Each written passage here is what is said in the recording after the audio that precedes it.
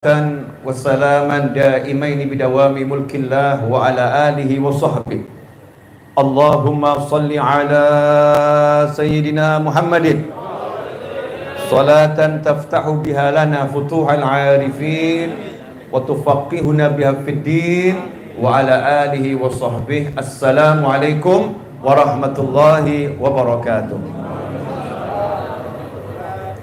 Alhamdulillah, di malam hari ini Allah Ta'ala beri kita kemuliaan karena kita diizinkan untuk mengenang dan menyebut-nyebut kekasih Allah Ta'ala. Tidaklah dipilih untuk mengalu-alukan, mengagung-agungkan kekasih Allah, kecuali ia yang dicintai oleh Allah Subhanahu wa Ta'ala. Maka kita harus syukur dan harus yakin kalau kita termasuk orang yang dipilih. Ada orang yang gak terpilih, tapi kita alhamdulillah dipilih. Syahidnya adalah baginda Muhammad sallallahu alaihi wasallam. Dahulu saat Nabi Muhammad SAW bersama para sahabat 1400 tahun yang lalu kurang lebih, lagi ziarah kubur, tiba-tiba Nabi Muhammad SAW menunjukkan rasa cinta yang sangat mendalam kepada sekelompok orang. Dan itu membuat sahabat cemburu. Sahabat yang sholat berjamaah bersama Nabi Muhammad SAW, sahabat yang ke pasar bersama Nabi Muhammad SAW, sahabat yang makan bersama Nabi Muhammad SAW, sahabat yang minum dari air yang mengucur dari tubuh Nabi Muhammad SAW, sahabat yang tiap hari melihat baginda Muhammad SAW, tiba-tiba cemburu luar biasa karena di hadapan sahabat Rasulullah SAW merindukan yang lain. Bayangkan nih kalau kita lagi di hadapan pasangan hidup kita, tiba-tiba kita bilang kangen sama orang lain. Kira-kira cemburu atau marah? Ya, cemburu itu identik dengan kemarahan. Tapi beda ini sahabat, cemburu yang betul-betul iman. Kok ada yang sekarang dirindukan Nabi Muhammad SAW sampai Rasul mengatakan, wah syauqa, kangen berat aku. Kalau bahasa Indonesianya seperti itu. Bahasa Indonesia ini kurang bisa mewakili ungkapan dalam bahasa Arab, tapi setidaknya kurang lebih, aku kangen berat, kangen pol, sungguh saya sangat kangen. Maka saat itulah sahabat mengatakan, ya Rasulullah, engkau kangen sama siapa? Kami ada di sini kok, ada yang dikangeni yang lain. Kami ada di sini, kenapa ngangenin yang lain? Maka Rasul mengatakan, antum ashabi, kalian sahabatku, makomnya tinggi, derajatnya tinggi, nggak ada yang bisa mendekati makomnya para sahabat. Pernah Imam Junaid al-Baghdadi, Sayyid Taifah Sufiyah. Imam Junaid ini pemimpinnya para sufi, tokoh utama para sufi. Ditanya Imam Junaid, karena Imam Junaid itu ilmunya luar biasa, karamahnya luar biasa, akhlaknya luar biasa. Saat itu ditanya oleh seseorang, wahai Imam Junaid, engkau dengan sahabat yang paling awam, sahabat Nabi yang paling awam, itu kira-kira mulia mana? Imam Junaid menjawab, sab'in Junaid, 70 Junaid. Bahasa Arab kalau bilang sab'in 70, artinya itu bukan 70. Sama seperti kita kalau di Indonesia bilang, yang datang berapa? Ewon, banyak berarti, ribuan gitu. Cukup kata ewon bisa jadi 10.000 ya dibilang ewon gitu ya. Walaupun yang datang 100.000 dibilang ewon, ribuan yang datang. Padahal yang datang 1 juta, yang datang 2 juta. Tapi kalimat 1000 dalam bahasa Indonesia sangat banyak.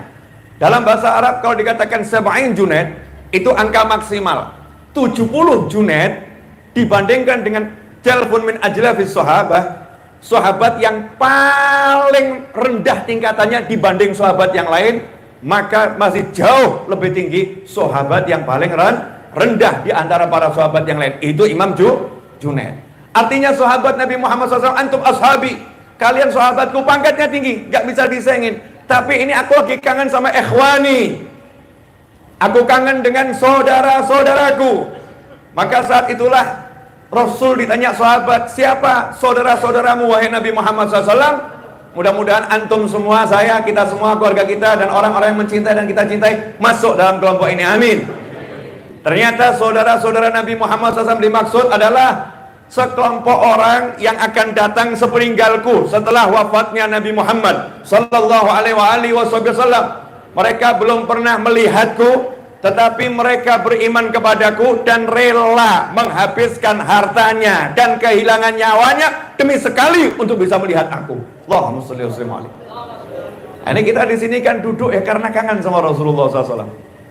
Berarti kita ini udah dipanggil sama Rasul sebelum kita lahir. Wah syauqa, aku kangen sama kalian. Maka ini nikmat yang harus kita syukuri. Alhamdulillah. Ikhwani rahimakumullah. Dan alhamdulillah membaca Maulid Simtud Duror yang disusun oleh cucu kesayangan Nabi Muhammad SAW, Al-Habib Ali bin Muhammad bin Husain Al-Habsyi. Yang di zamannya Rasul mengatakan, orang yang paling aku cintai di zaman ini adalah Ali bin Muhammad Al-Habsyi, yang sangat dicintai oleh Nabi Muhammad SAW. Apa keistimewaan Simtud Duror ini? Habib Ali mengatakan dalam salah satu kalamnya, maulidku ini menjadi penambal kekurangan orang-orang akhir zaman atas karunia-karunia yang diperoleh para wali di zaman dahulu dengan mujahadahnya yang luar biasa.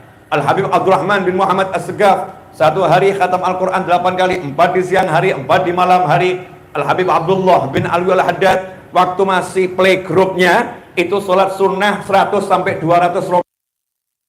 Lagi beliau keliling masjid-masjid yang ada di kota Tarim, padahal beliau tunanetra. Beliau masuk masjid, sholat sunnah 2 rakaat tahiyatul masjid, kemudian pindah ke masjid yang lain. Tabarukan, pengen cari barokahnya masjid. Padahal masjid di kota Tarim sebanyak hitungan hari dalam 1 tahun.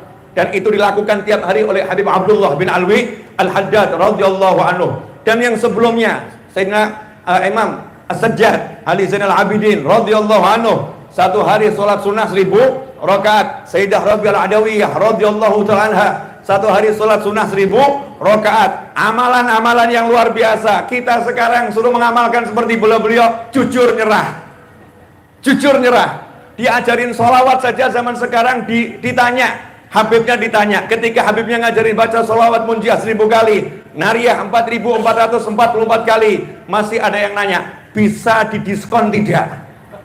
Bahkan ada yang karena sering kredit nanya, bisa diangsur tidak?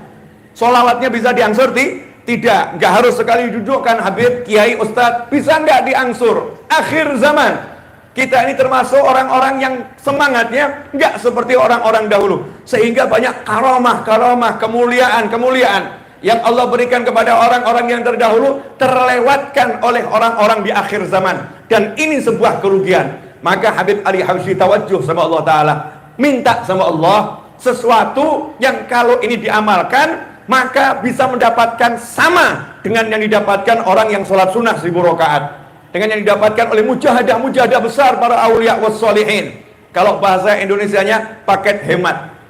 Ya paket hemat. Maka Allah Ta'ala kasih Maulid Simtud Duror, diilhami beliau untuk mengarang, menyusun Maulid Simtud Duror. Beliau mengatakan siapa baca Simtud Duror ini, maka dia akan mendapatkan apa yang didapatkan orang-orang soleh zaman dahulu dengan mujahadahnya yang luar biasa. Inilah amalan Thariqah Alawiyah, amalannya para habaib dan pecintanya. Sederhana, mudah, ringan, tetapi penuh dengan makna, penuh dengan karunia dari Allah Subhanahu wa Ta'ala. Satu contoh yang ada dalam Simtud Duror, diceritakan bagaimana mukjizat Nabi Muhammad sallallahu alaihi wasallam wa takthirul qalil.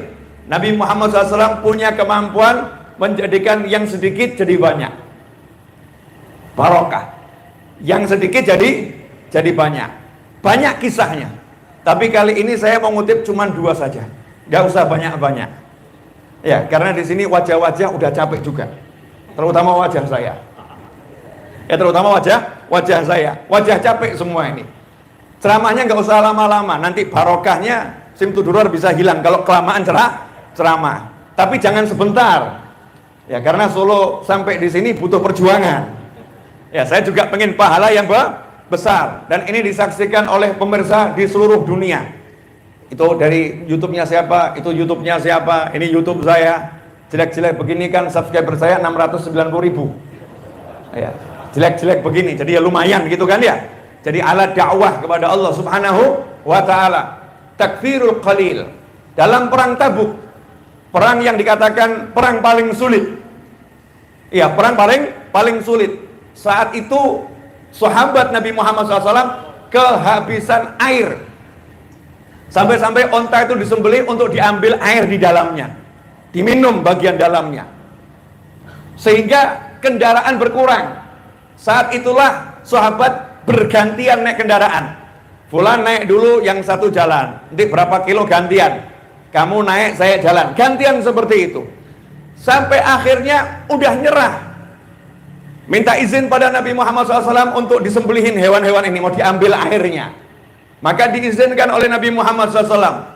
Begitu Sayyidina Umar bin Khattab radhiyallahu ta'ala anhu melihat sahabat mendapat izin dari Nabi Muhammad SAW, Sayyidina Umar mengatakan jangan dulu, jangan lakukan. Nah, kenapa Sayyidina Umar mengatakan jangan lakukan itu? Karena Khalifah Umar bin Khattab radhiyallahu anhu mengerti kalau nanti disembelih semua unta-unta ini jalan kaki semua, repot juga, ini masalah baru. Ini masalah baru.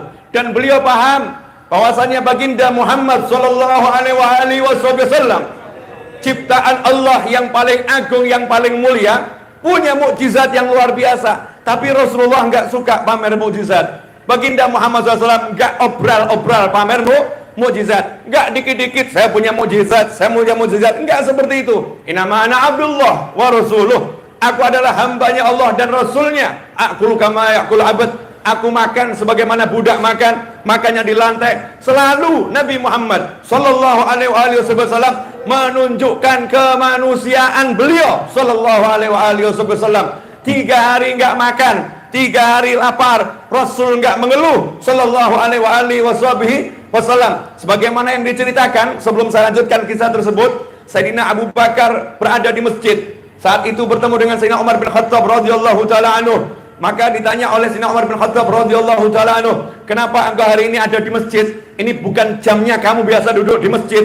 Maka Sayyidina Abu Bakar radhiyallahu anhu mengatakan, "Ma akhrajani wallahi, demi Allah, gak ada yang buat aku keluar ke masjid kecuali karena aku udah kelaparan yang luar biasa." Sayyidina Abu Bakar As-Siddiq radhiyallahu anhu. Karena biasanya sahabat kalau mau makan datang ke masjid cari teman. Ayo siapa yang mau makan? Ayo siapa mau makan? Gak ada yang makan sendiri. Hanya bukhala yang makannya sendiri. Orang pelit yang makannya sendiri. Sahabat berusaha cari temannya, diajak makan bersama. Maka Sayyidina Umar pun ditanya sama Sayyidina Abu Bakar As-Siddiq radhiyallahu anhu, "Lah kamu keluar sekarang ngapain?" "Sama, saya keluar juga kelaparan."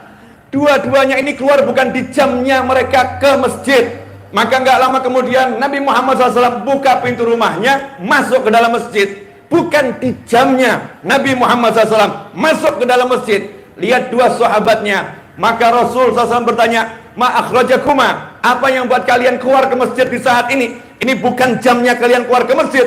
Maka dijawab oleh keduanya, "Demi Allah ya Rasulullah, nggak ada yang buat aku keluar kecuali rasa lapar." Karena duanya juga berharap agar ditraktir oleh Nabi Muhammad SAW. Jadi ya jujur saja, kalau lapar ngomong lapar, jangan gengsi. Nabi Musa dan Nabi Khidir alaihi wassalam lapar, mau meninggal kalau nggak makan, ketuk satu kampung minta makan. Disebutkan dalam Al-Quran, diceritakan oleh Allah Subhanahu wa ta'ala. Ini urusan lapar, urusan nyawa.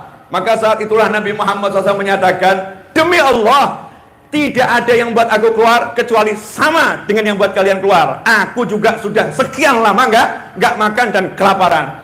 Ayo ikut saya." Ya, ke rumahnya Abu Ayyub Al-Ansari radhiyallahu taala anhu.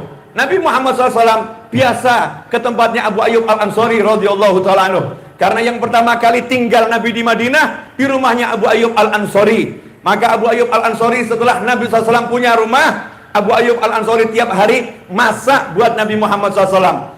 Kalau Rasul nggak datang, masakan itu dibagi-bagikan kepada keluarganya, kepada yang lain. Kalau Rasul datang, ya dimakan oleh Nabi Muhammad SAW. Pagi itu Rasulullah nggak datang, maka makanannya dibagi oleh Abu Ayyub Al-Ansari radhiyallahu taala anhu. Nggak lama di siang hari datanglah baginda Muhammad SAW bersama Sayyidina Abu Bakar dan Sayyidina Umar radhiyallahu taala anhuma. Maka saat itu istrinya Abu Ayyub Al-Ansari mendengar kedatangan Nabi Muhammad SAW, mengucapkan, "Selamat datang wahai Rasulullah. Ini bukan jamnya biasa engkau datang ya Rasulullah." Rasul mengatakan, "Betul, ini bukan jamnya biasa aku datang. Maka Abu Ayyub Al-Ansari yang mendengar di kebun kedatangan Nabi Muhammad SAW langsung lari menyambut Nabi Muhammad SAW dan mengatakan, ya Rasulullah, mau korma, ya, mau kambing, dijamu oleh Abu Ayyub Al-Ansari radhiyallahu ta'ala anhu. Nabi juga tidak gengsi, saudara-saudara. Kalau memang lapar dan ini sahabat yang dicintai, Rasul pun mengatakan, baiklah, ambilkan kambing tapi jangan yang menyusui. Ya, jangan menyusui. Maka saat itulah Abu Ayyub Al-Ansari ambil korma, bukan korma yang matang yang diambil, tapi semua jenis korma. Satu tangkai diambil semua. Menghadap pada Nabi Muhammad SAW, ya Rasulullah, ini ada kormanya. Ya, ini ada korma yang masih mentah. Ini ada korma setengah matang ya Rasulullah. Maka Rasul menyatakan, kenapa enggak korma matangnya saja? Maka Abu Ayyub menjawab, servis ya Rasulullah, mana yang kamu suka biar dimakan. Jadi bukan yang saya suka, tapi mana yang kamu suka wahai Nabi Muhammad SAW. Ini diincipin, ini diincipin, ini diincipin. Maka Abu Ayyub Al-Ansari radhiyallahu ta'ala anhu memerintahkan istrinya buat roti gandum yang fresh. Kemudian memasak atas perintah Nabi Muhammad SAW.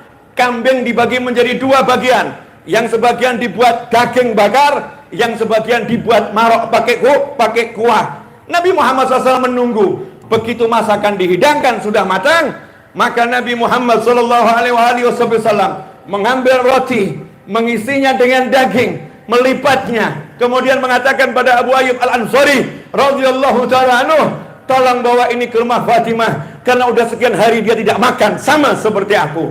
Ikhwani rahimakumullah, Nabi Muhammad SAW gak suka pamer mukjizat.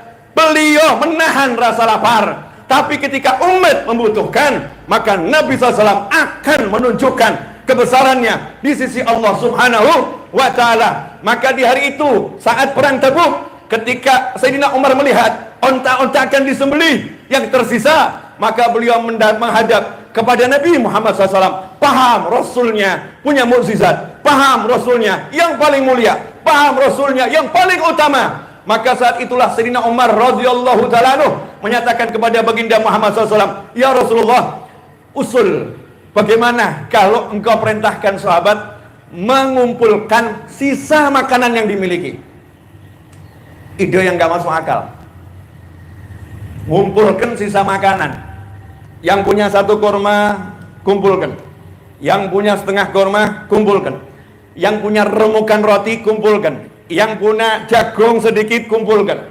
Semua suruh kumpulkan. Ide itu diterima oleh Nabi Muhammad SAW. Sayyidina Umar berkata, nanti kalau udah kumpul ya Rasulullah, engkau doa berkatin. Setelah itu biar dibagi ya Rasulullah. Yakin nanti akan jadi banyak. Yakinnya Umar bin Khattab radhiyallahu ta'ala anhu kepada Nabi Muhammad sallallahu alaihi wasallam. Apa yang terjadi? Rasul pun menghamparkan hamparan, memerintahkan sahabat untuk mengumpulkan makanan yang tersisa, dan ternyata terkumpul gak banyak, sedikit.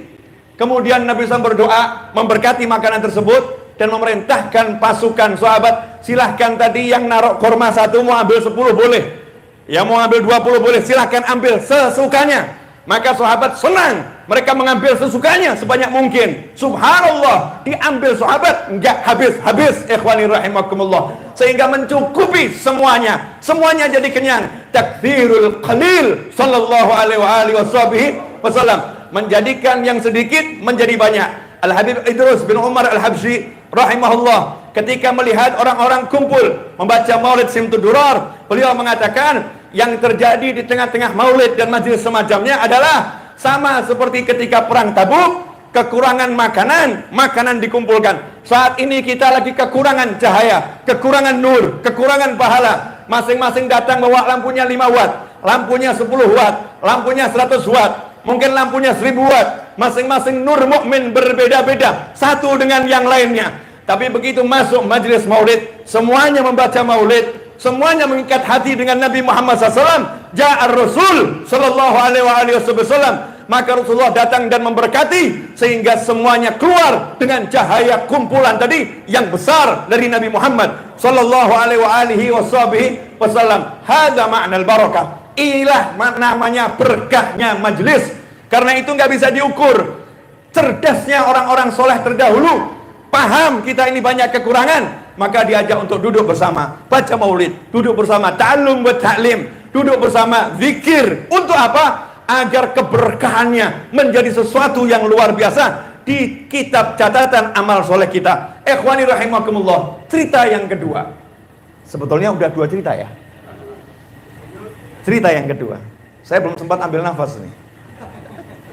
Boleh ambil nafas sedikit? Berarti berhenti ceramahnya. Lanjutkan, pemirsa dimanapun antum berada.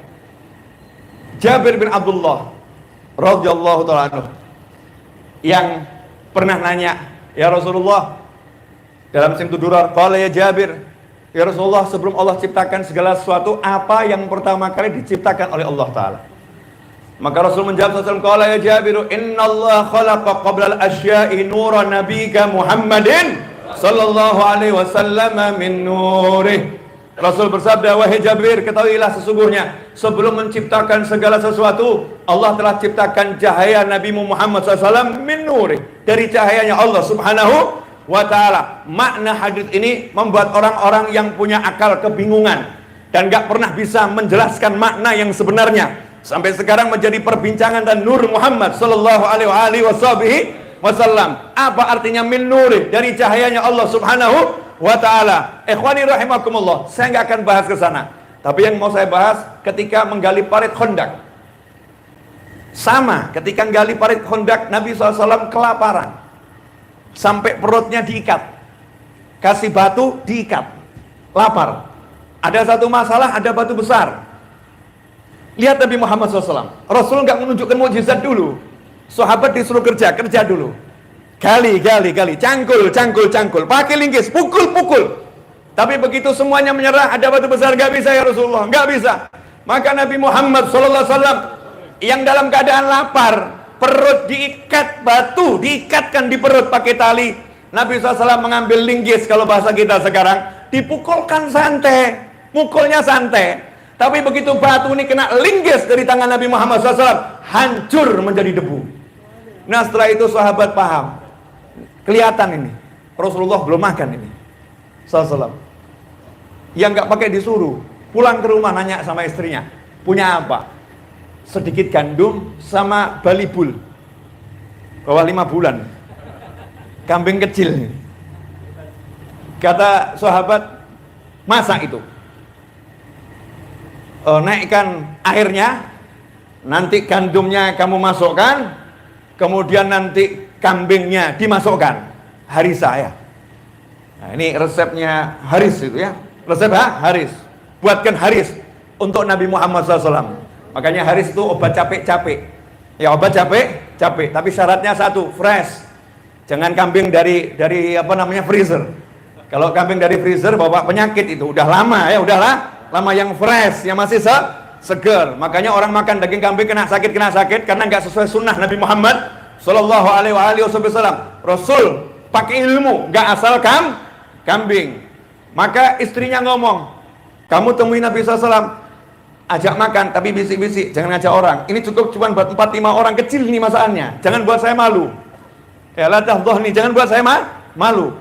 Maka pergilah suaminya, bisikin Nabi Muhammad SAW, ya Rasulullah, makan di rumah saya, ada hidangan.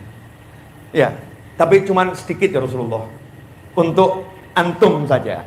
Rasul mengatakan, saya boleh ajak yang lain? Masa sahabat ngomong nggak boleh? Boleh ya Rasulullah. Di situ ada sahabat Muhajir dan Ansor. Rasul mengatakan, ayo bangun semua, diundang makan ini. 1000 orang. Kaget sahabat.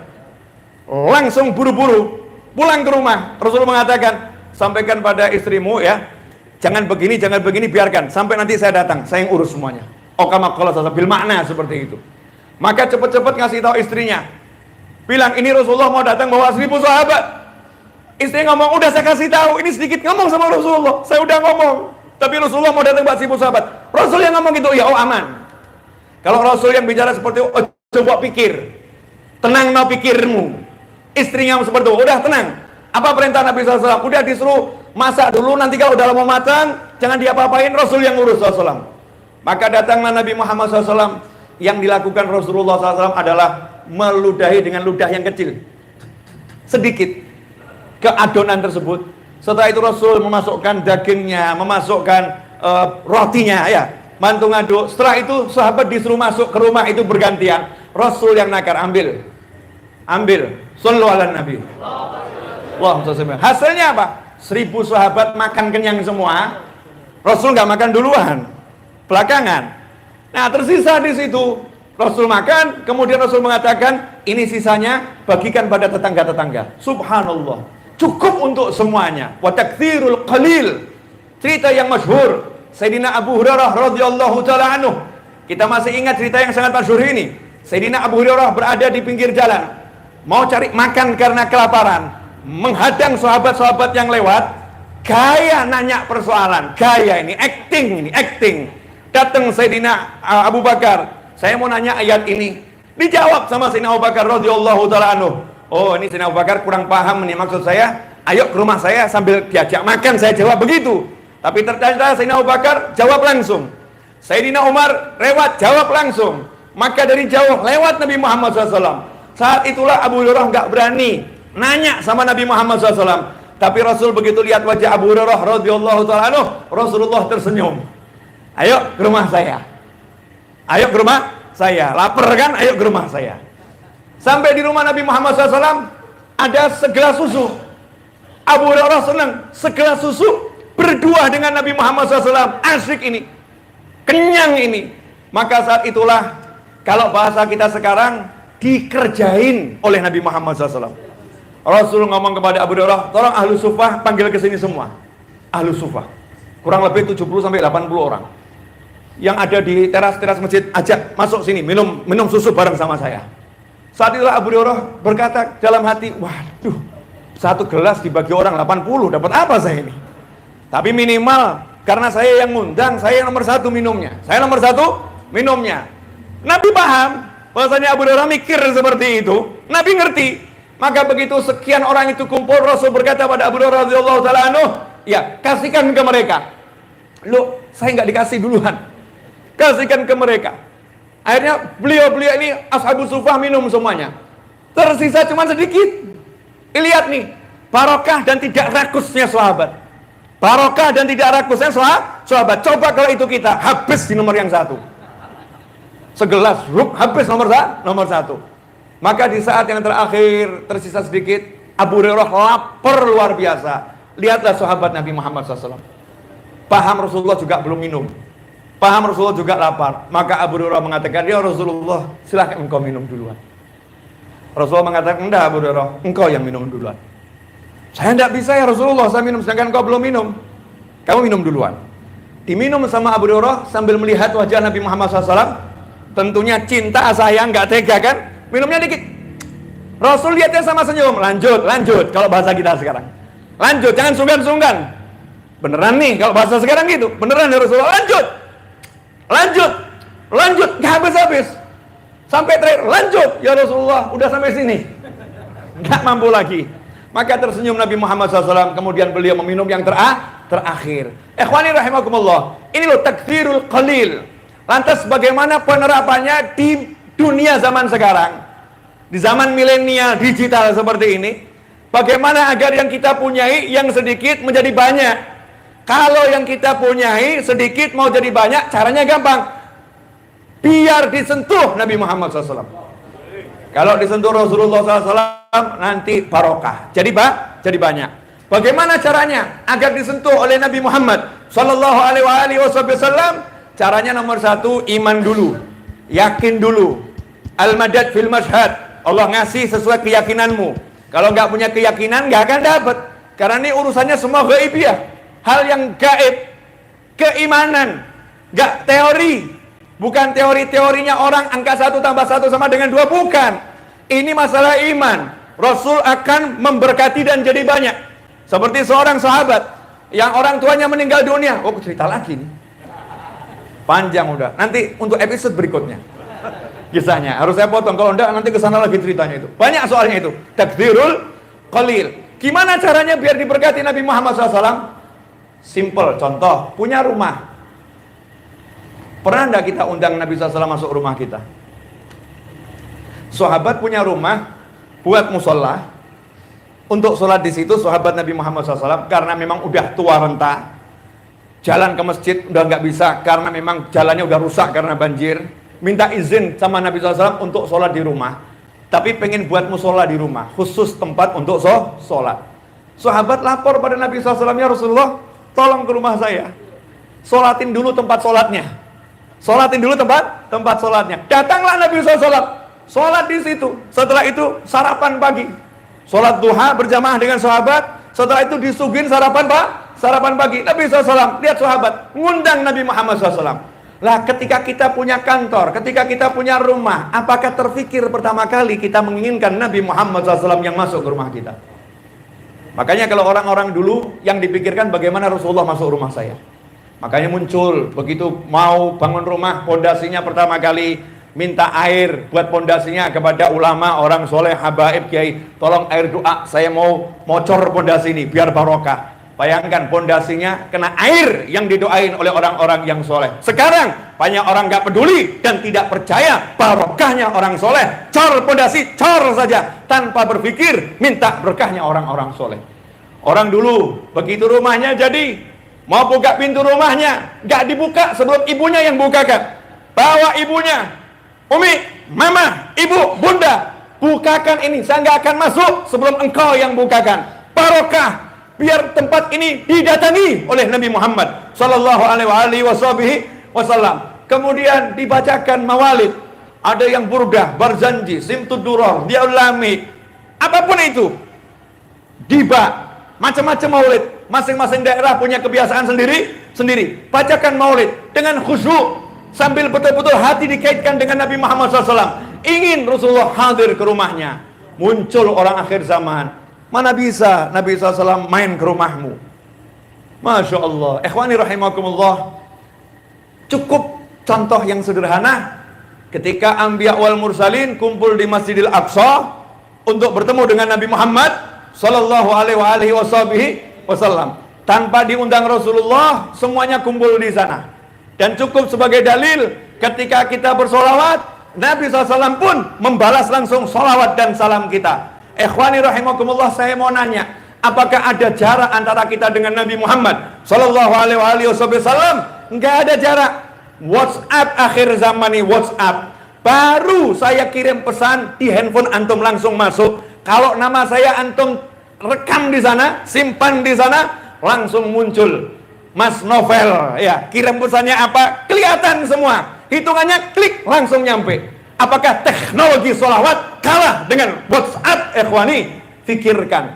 Dengan kita bersolawat, Rasul mengatakan solawat dan salam tablughuni. Dimanapun kalian berada, solawat dan salam ini akan menghampiriku dan aku menjawabnya. Fikirkan kecepatannya, speednya. Ini bukan 5G, ini tenaga energi langit. Ini Nur Muhammad SAW, Rasulullah SAW. Hati kita belum selesai bicara, Rasul udah menjawab salam kita. Itulah kekuatan Nabi Muhammad Sallallahu Alaihi Wasallam. Tapi yang terjadi saat ini, rumah kita bukan penuh dengan maulid, tapi penuh dengan drama-drama Korea. Penuh dengan sinetron-sinetron, bukan mawalid. Anak kita tidak duduk menghafalkan qasidah, tapi anak kita duduk menghafalkan hal-hal yang tidak layak untuk dihafalkan. Dan di hadapan anak kita nggak mengajak untuk melihat film-film yang di situ mengisahkan Nabi SAW, ceramah-ceramah, tapi kita mengajak anak kita untuk melihat yang tidak layak ditonton oleh orang dewasa, apalagi oleh anak-anak. Bagaimana mungkin Nur Rasulullah bertahan di rumah kita? Ikhwani rahimakumullah, mari kita usahakan agar rumah kita betul-betul dapat barokah. Al-Habib Abdullah bin Umar bin Yahya ketika suatu hari bertemu dengan pamannya, Al-Habib Abdullah bin Husain bin Tahir.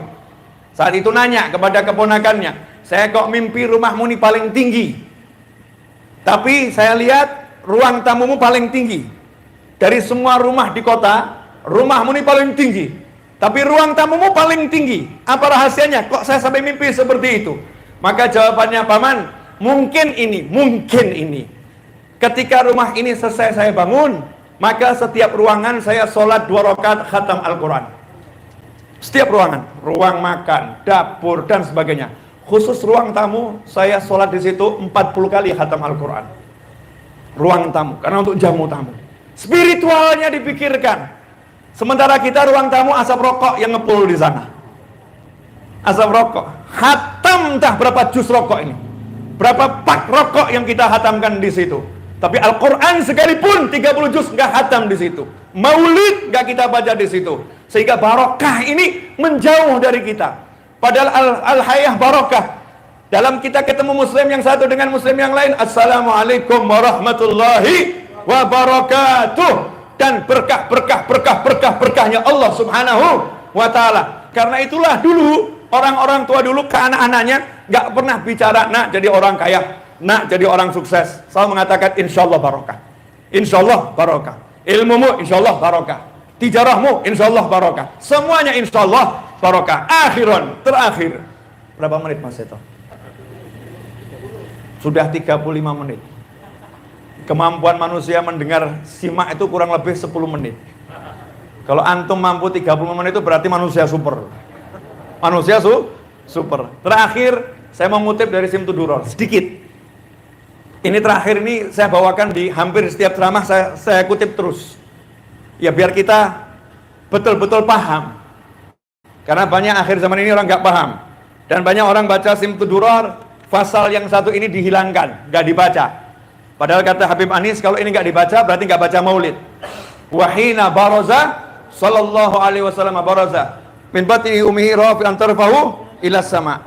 Sampai akhir satu pasal ini nggak boleh ditinggalkan kalau baca maulid Simtud Duror. Mau diringkas silahkan, tapi yang satu ini nggak boleh ditinggalkan karena itulah kisah lahirnya Nabi Muhammad sallallahu alaihi wasallam. Kalau pengen barokah yang betul-betul barokah sesuai SOP yang mengarang maulid, yaitu Al-Habib Ali bin Muhammad bin Husain Al-Habsyi. Ikhwani rahimakumullah.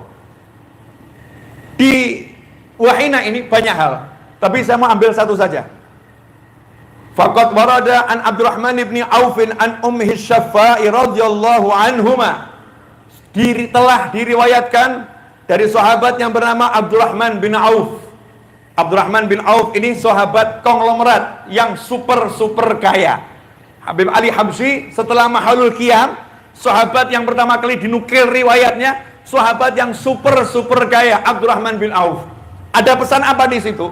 Kita mau dikasih tahu kenapa Abdurrahman bin Auf bisa kaya raya berkah, hartanya berlimpah dan gak susah payah carinya. Sayyidina Abdurrahman bin Auf, dan dijamin masuk surga oleh Nabi Muhammad sallallahu alaihi wasallam. Apa rahasianya? Ternyata inilah rahasianya. Dikisahkan dari Sayyidina Abdurrahman bin Auf radhiyallahu taala anhu dari ibunya yang bernama Syaffa radhiyallahu taala anha. Ibunya namanya Syaffa atau di riwayat bisa dibaca Syifa. Dua-duanya boleh. Syaffa berkata, qalat lamma waladat Aminatu radhiyallahu anha Rasulullah sallallahu alaihi wasallam waqa ala yadayya fastahalla. Ketika Sayyidah Aminah, lihat di Simtu Duror disebut Aminatu radhiyallahu anha. Aminatu radhiyallahu anha. Inilah akidahnya para habaib dan akidahnya para kiai, akidahnya Ahlus Sunnah wal Jamaah, bahwasanya kedua orang tua Nabi Muhammad SAW adalah muslim di jannah dan derajatnya tinggi di sisi Allah Ta'ala.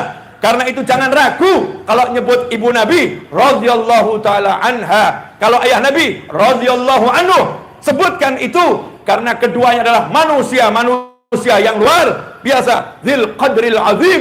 Sayyidina Abdullah disebut dzil qadril azim, yang punya kedudukan tinggi di sisi Allah Subhanahu wa taala.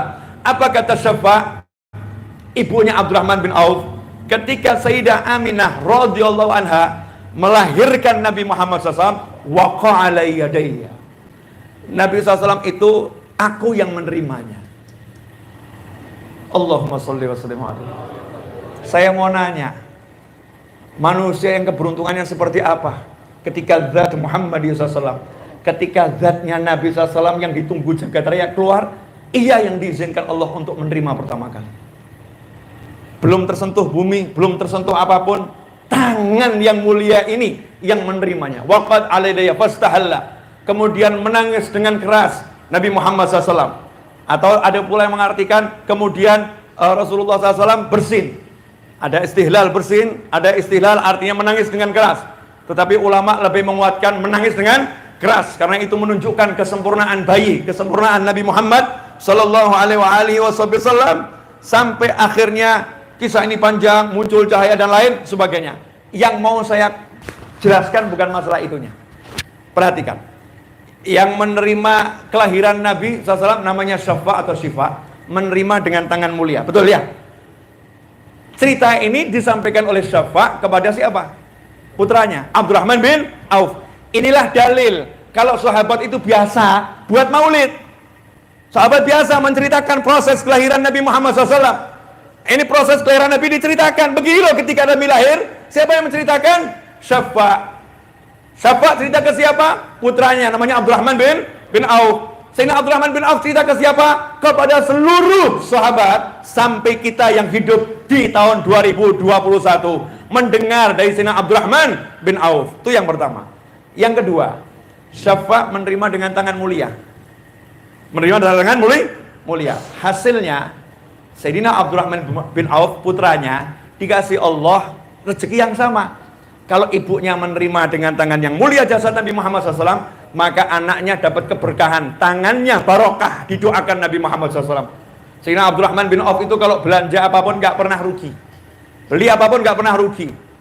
Yang dipegang pasti laku, dan lakunya mahal. Itu kalau dipegang Sayyidina Abdurrahman bin Auf. Sehingga sahabat kalau punya barang, mau beli barang, minta tolong pada Abdurrahman bin Auf. Tolong kamu ke pasar, just tip ya, jasa titip. Nah ini saya mau just tip sama kamu, belanjakan, just tip tapi nggak pakai jasa, ya nggak pakai bayar. Nih just tip udah ada sejak zaman Nabi Muhammad SAW. Dan yang membelanjakan Sayyidina Abdurrahman bin Auf radhiyallahu taala anhu, hasilnya selalu untung. Bagaimana Sayyidina Abdurrahman bin Auf tangannya bisa barokah? Rahasianya adalah karena ibunya tangannya yang pertama kali menerima Nabi Muhammad SAW.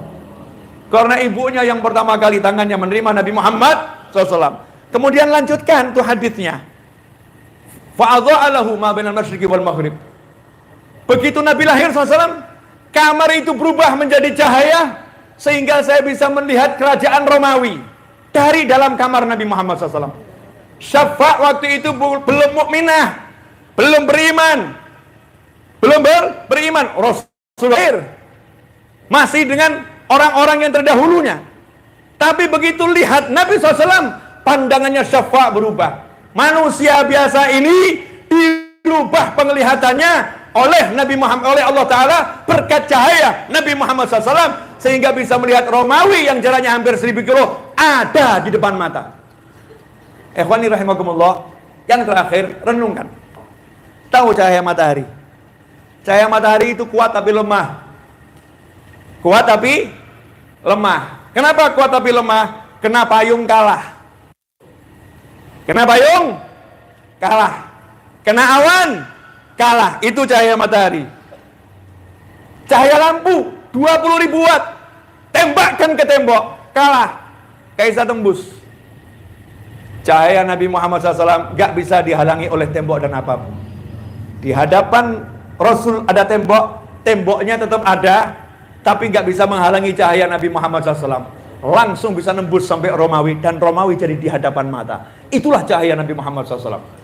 Dan ini yang dapat Syafa', yang bisa lihat Syafa'. Belum beriman. Lantas bagaimana pendapat kalian dengan seorang yang ngikutin Rasul, sunnah Rasul, iman sama Rasul? Kira-kira apa yang didapat? Makanya la tastakhrib.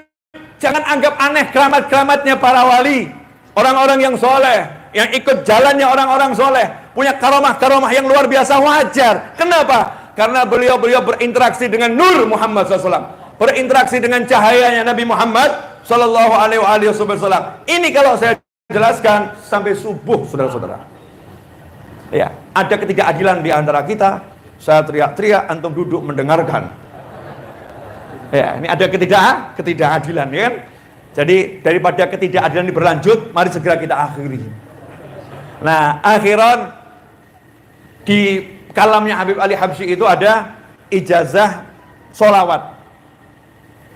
Namanya solawat ini saya kasih nama solawat Miftah biar gampang itu.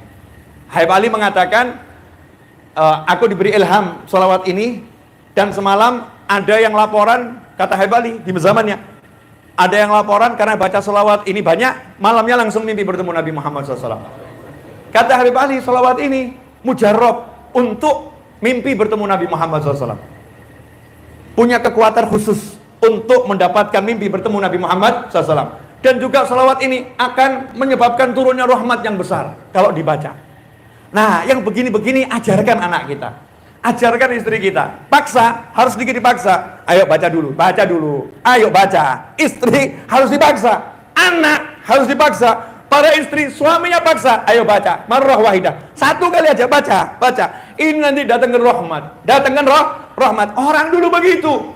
Yang dipikirkan bagaimana caranya rahmat turun. Bunyi salawatnya, Allahumma sholli wa sallim ala Sayyidina Muhammadin wa ala ali Sayyidina Muhammad miftahi babi rahmatillah adada ma fi ilmillah salatan wa salaman daimaini bidawami mulkillah. Selesai. Nanti kalau nggak hafal, cari channel YouTube Habib Novel Al-Idrus, setel ceramah ini, ada di situ. Langsung aja taruh paling akhir ya, taruh paling akhir. Sebarluaskan biar di negara kita ini rahmatnya semakin ngucur. Rahmatnya semakin ngucur. Super terakhir bagian nahi mungkar. Dari tadi kan ini amar ma'ruf terus ya. Nahi mungkarnya nggak ada. Nah, saya mau nahi mungkar ini. Banyak orang itu nahi mungkar di luar majelis. Tempat-tempat yang nggak beres diberesin. Nahi mungkar. Begini. Saya mau nahi mungkar tentang majelis. Di dalam majelis. Dulu Al-Habib Muhammad bin Hadi As-Segaf dan orang-orang di zaman beliau itu mengatakan pada orang-orang yang mau hadir majelis Sahih Bukhari, baca kalam Nabi Muhammad SAW, hadisnya Rasulullah SAW, kalian kalau nggak bisa diam, silahkan di rumah saja. Nanti berkahnya kami kirim. Karena gerakan-gerakanmu yang berlebih-lebihan itu akan menghapuskan barokah satu majelis. Sampai dicontohkan, kita tahu dulu ada kipas Banjar itu ya. Kipas Banjar itu. Itu kalau dipakai buat kipasan nggak apa-apa, masih ada. Tapi begitu dipakai diputer-puter begini, nah ini katanya menghapuskan barokatul majelis. Berkahnya satu majelis bisa habis. Zaman sekarang ngeri, bukan kipas. Tengah-tengah ceramah, searching, cari detik pom. Masya Allah. Tengah-tengah majelis maulid, berkirim pesan, terus nggak mandek WhatsApp. Masya Allah. Terus kita berharap barokah, nggak ada ta'zim khusus. Ini majelisnya Rasulullah, ini masjid, ini majelis, kita nggak agungkan. Bahkan yang haram kita hadirkan di masjid gara-gara handphone kita. Nggak sadar ini. Makanya mari kita agungkan dulu majelis kita masing-masing. Kalau kita udah takzim sama majelis kita, kalau kemungkaran-kemungkaran di dalam majelis udah dibereskan, yang di luar itu akan beres dengan sendirinya. Kenapa? Karena nggak mungkin salah. Satu majelis ilmu yang benar aturannya, tata caranya benar, di situ akan diciptakan oleh Allah Ta'ala cahaya dibawa ke 70 majelis syar. Satu majelis yang benar akan dibuat cahaya dari majelis itu, Allah bagi ke 70 tempat yang orang-orangnya yang duduk di tempat itu tidak ada satupun yang ingat sama Allah Ta'ala. Kemudian begitu kena nur tersebut berubah jadi ingat sama Allah Ta'ala. Berkahnya satu majelis yang betul.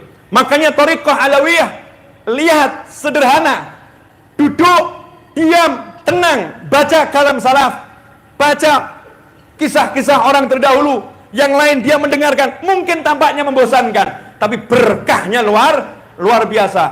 Ustadz Umar Baraja, terkenal kitabnya Akhlak lil Banin, Akhlak lil Banat. Ketika ditanya ayahnya, kok bisa anakmu yang satu ini jadi ulama besar, luar biasa, resepnya apa?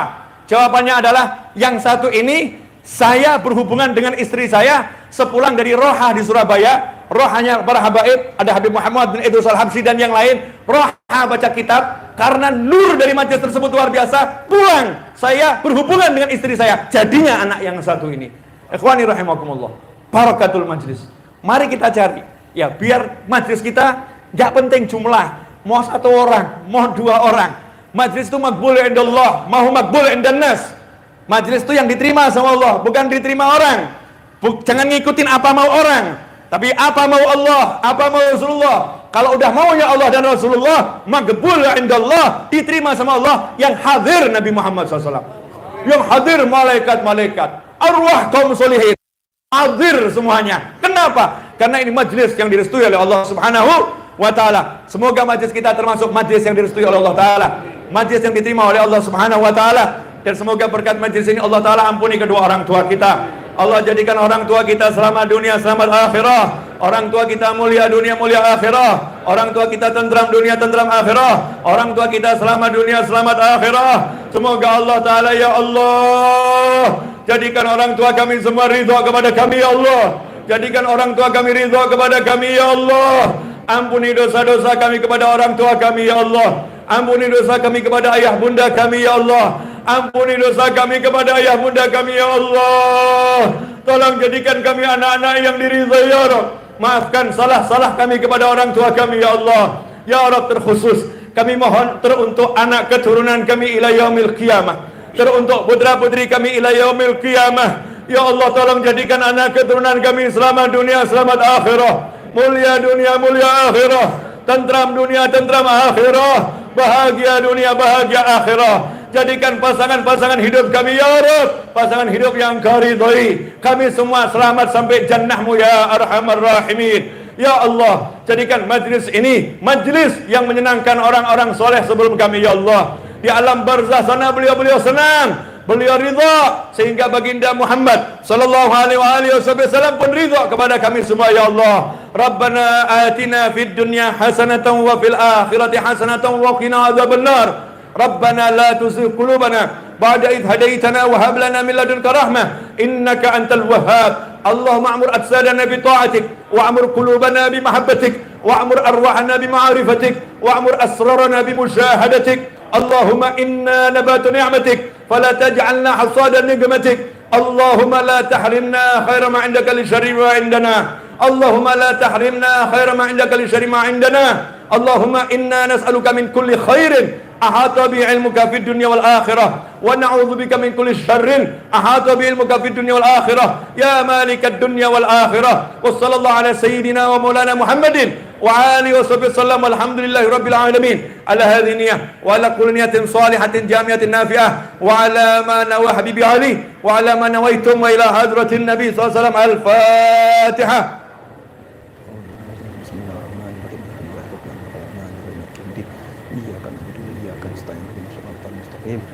Shiratal ladzina an'amta 'alaihim ghairil maghdubi 'alaihim waladdallin. Allahumma shalli wa sallim ala sayyidina Muhammadin wa ala ali sayyidina Muhammad. Rabbana taqabbal minna innaka antas samiul 'alim wa tub 'alaina innaka antat tawwabur rahim. Bi rahmatika ya arhamar rahimin. Wa sallallahu ala sayyidina Muhammadin wa alihi wasallam. Alhamdulillahirabbil alamin. Kurang lebih mohon maaf. Wal 'afwu minkum. Wassalamualaikum warahmatullahi